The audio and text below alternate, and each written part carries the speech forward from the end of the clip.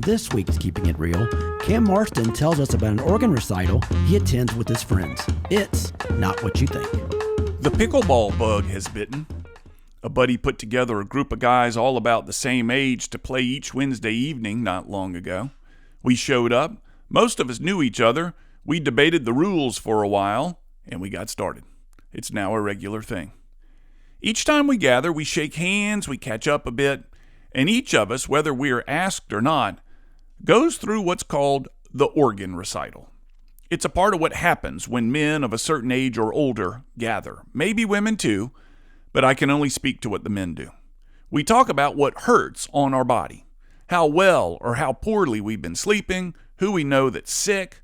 We talk about digestion, about what foods are kind to us and which ones we struggle with, which spices upset our stomach and which medicines help and which ones don't seem to do anything at all. It's the organ recital. Doesn't last long. Usually someone says, "Hey, enough. We sound like old men. Let's play." And that ends it. And then we start putting on knee braces and patella tendon straps and tendonitis sleeves. It's so sad. My father has a golf group that set up rules around their organ recitals.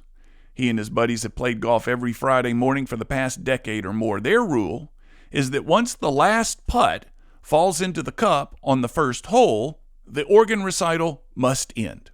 It's a rule they've all embraced. However, my father says, many of his friends are now nearly deaf, and they keep giving their organ recitals anyway because they can't hear anyone telling them to stop. It's the rare privilege of the hard of hearing, not being able to hear when you're being admonished. My dad is quite the pickleballer himself. He plays several days a week at the Via Senior Center in Mobile. He's got a regular crowd, and they pair up to play, and then they swap teams, and they do it for hours, men and women. He invited me a few weeks back.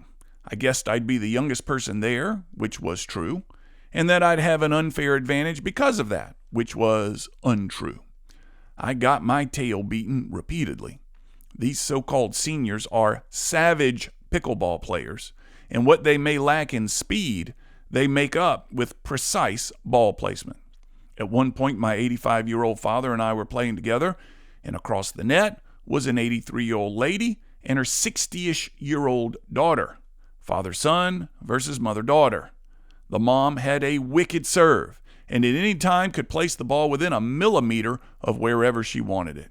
My dad and I just barely won, and I walked off the court laughing at the thought that my youth, which is very relative, would create any advantage. At some point in the match, I lunged for a well-placed shot from the 82-year-old mother and pulled something in my lower back. I soldiered on, unwilling to admit to myself that an 82-year-old was making a fool of me on the pickleball court.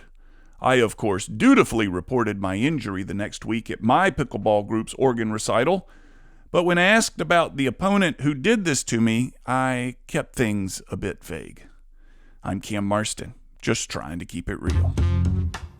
To hear more commentaries, search for Keeping It Real with Cam Marston on your favorite podcast app, or follow Cam Marston on social media.